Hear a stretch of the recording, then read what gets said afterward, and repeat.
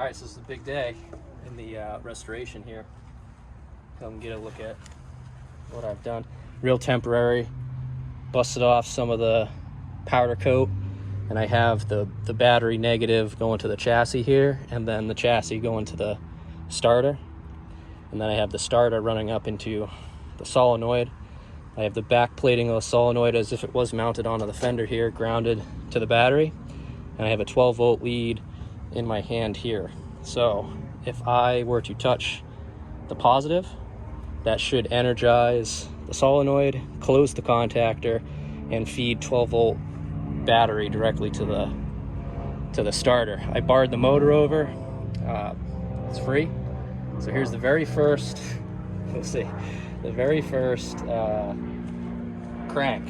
It's not going to start, but let's see if it cranks. Ready? You ready? Mm-hmm.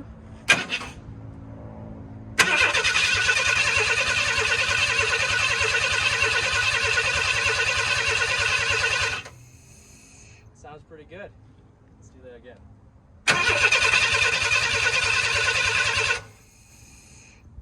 Cool.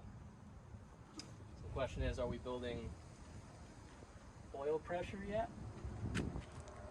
I can take out the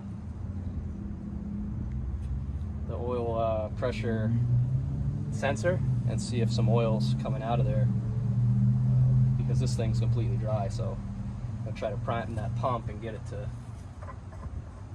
bring some oil up. I didn't hear anything catastrophically wrong with how that was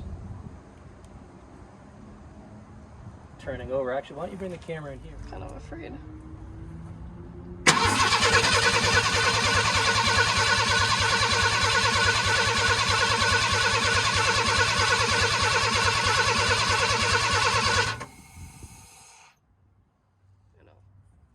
I see stuff moving, but I don't know that I see oil. I can't tell if oil's coming up or not.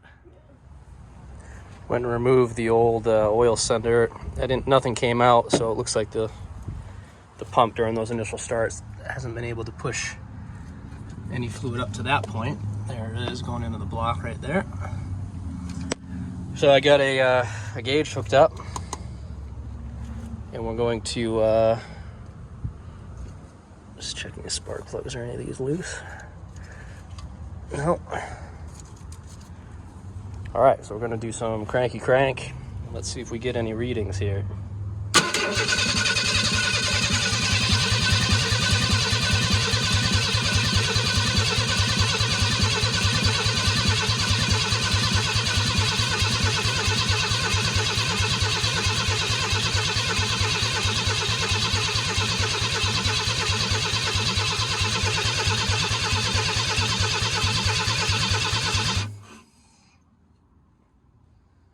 All right, 40 PSI.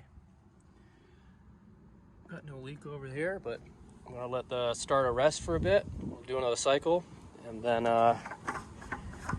hopefully everything will have been lubricated.